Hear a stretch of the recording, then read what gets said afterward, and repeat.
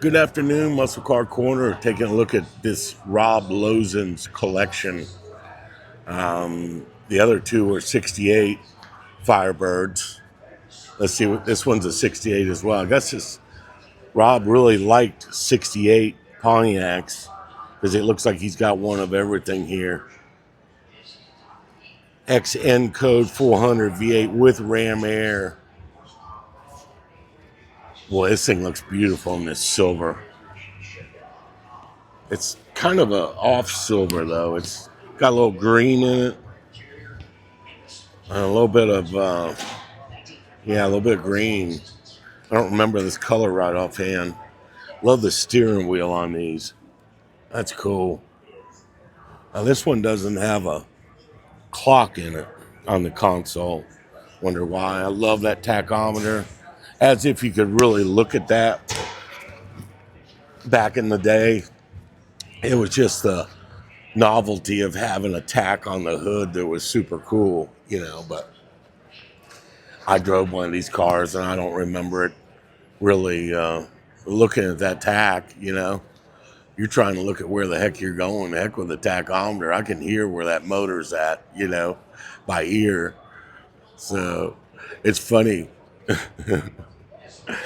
I got a interview with Butch Leal. This got nothing to do with Pontiacs, but I had an interview with Butch Leal, and he says, it's all about being light. He says, you take this tack, you see this tack, you throw it up in the air, and it hits you in the head, and it hurts. It weighs something. Who looks at a tachometer, he says. And really, he's 100% right. All the tacks I put in the cars I've had, I had never looked at it. I went by ear of how that motor sounded and when I needed to shift it, So, LOL on tacks. They don't do much good, be truthful with you, in the real world. So, I thought I'd bring that little story up to you guys, and hopefully you'll enjoy that. This is another super rare 68 400, one of 93. Oh, it's a right-hand drive, one of 93 produced. I was wondering why the tack was on the right-hand side. Super cool.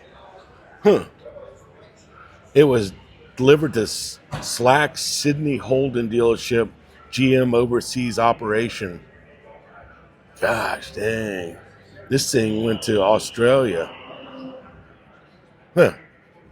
Featured in Australian Class Car magazine. Hey, Barry Cuda, you need to look at this Pontiac. My buddy in Australia.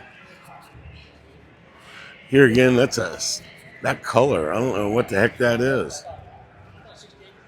It's a strange color. I don't remember this color. Beautiful 67 GTO.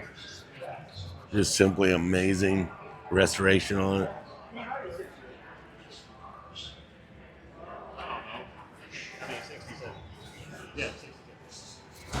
67 GTO, one of 175 Ram Airs produced in 67.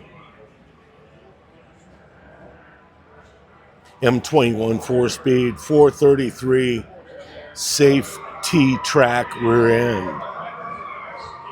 Wow. This thing's cool. This color actually looks good on this car, Pretty cool story. Back in the day, I was 12. My buddy across the street had a black Tempest. We made into a GTO clone. We did a 389 with 421 heads, what I remember, in a 3/4 race cam. It was a 355 12 bolt with a M21 4-speed that we put behind it. And that was one of the first cars me and a buddy of mine built when we were kids. And we had borrowed a big chain hoist that went over a big oak tree, and we pulled the motor out that way, me and him. And we had no supervision on it. We just built this car and sent the motor off to a machine shop.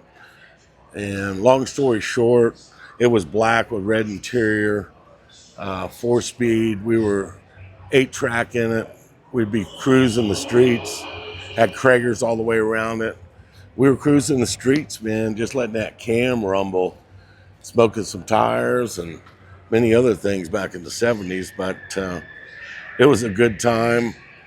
Not quite at that age, but later on in life. But anyway, long story short, it was just a cool time in life. And we did get that car going. And my dad was tuning it for us. I'll never forget.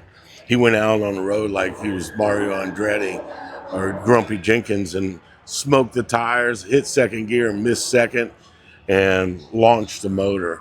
I couldn't believe it. We were pissed. So he had to fix it. He had to pull it and fix it and do whatever it took to get that thing going. And that was a true grit story from back in probably 74, I believe, 75. And it's good times. But we put that car together like we knew what we were doing. And we were destined to build cars, you know. After that, I knew what direction I was going as far as muscle cars back in that day. And that's when I got a 69 Roadrunner convertible and changed my whole life, you know. And that's why I'm here right now, is because of that car and what it did to me. And my whole outlook on what was important in life was building cars, having cars. I always had 2 or 3 of them. I was an old body man. I didn't have a bunch of money, you know, but I sure as heck knew how to put a car together. And my dad was amazing on cars. He just knew what to do, and I learned from him. So kind of cool growing up in the late 60s, early 70s, all the stuff we did. But that Pontiac clone GTO that me and my buddy built, you know, it'll always be etched in my mind as one of the first Pontiacs that really made me realize what a Pontiac was and how quick they were.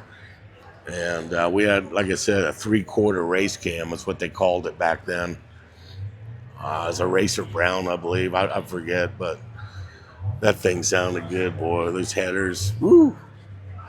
We ran a couple times with open headers, pulling that 4-speed, and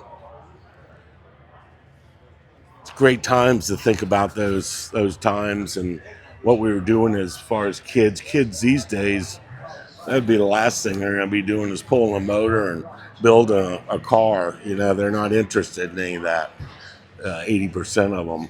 That's why we got to get kids back into muscle cars at a young age. Let them really enjoy what the 60s and 70s was all about. And it was about these cars right here, you know. This is a fine examples of GTOs and Firebirds. I just love this collection.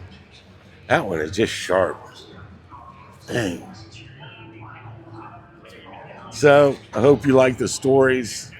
I try to throw in some stories as I can when it's a car that I know we've built or I've had, and or a friend had, or my dad had, or a neighbor had. Those are just kind of stories that make up my existence of who I am and why I'm so crazy about muscle cars. Yeah, I want to bring that passion to y'all and just really loving doing this YouTube, and it just fits me so well. Here for 2 weeks looking at these cars, and it's just crazy, man. I'm in awe the whole time. In my element, you would say. All right, hope you all enjoy this video and some of the stories. More to come. Muscle Car Corner, signing out.